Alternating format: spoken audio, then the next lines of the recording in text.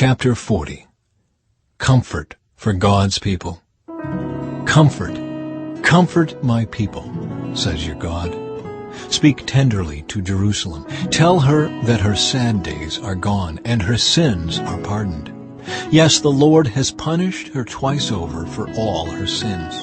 Listen, it's the voice of someone shouting, "Clear the way through the wilderness for the Lord. Make a straight highway through the wasteland for our God.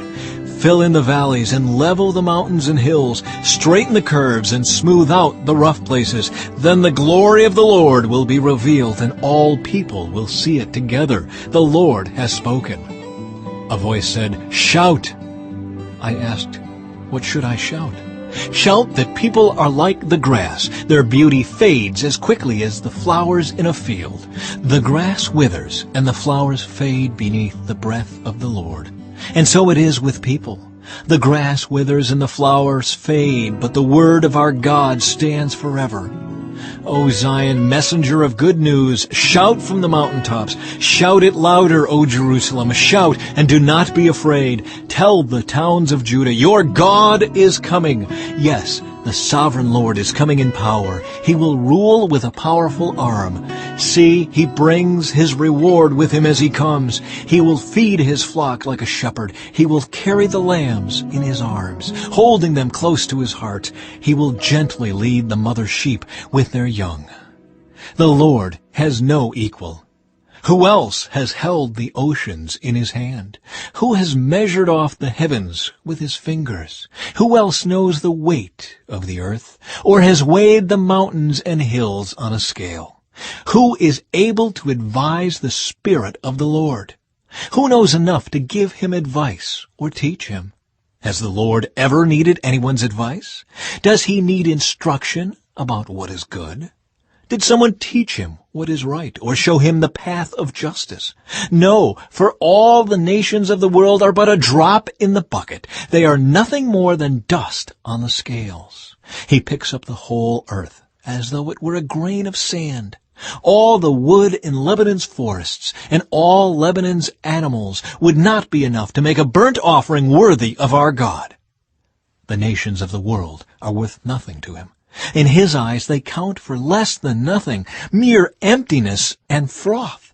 To whom can you compare God? What image can you find to resemble him? Can he be compared to an idol formed in a mold, overlaid with gold and decorated with silver chains? Or if people are too poor for that, they might at least choose wood that won't decay and a skilled craftsman to carve an image that won't fall down. Haven't you heard? Don't you understand? Are you deaf to the words of God, the words he gave before the world began? Are you so ignorant? God sits above the circle of the earth. The people below seem like grasshoppers to him. He spreads out the heavens like a curtain and makes his tent from them. He judges the great people of the world and brings them all to nothing. They hardly get started, barely taking root, when he blows on them, and they wither. The wind carries them off like chaff. To whom will you compare me? Who is my equal? Asks the Holy One. Look up into the heavens. Who created all the stars?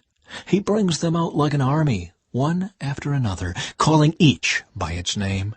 Because of his great power and incomparable strength, not a single one is missing. O Jacob, how can you say the Lord does not see your troubles? O Israel, how can you say God ignores your rights? Have you never heard? Have you never understood? The Lord is the everlasting God, the creator of all the earth. He never grows weak or weary.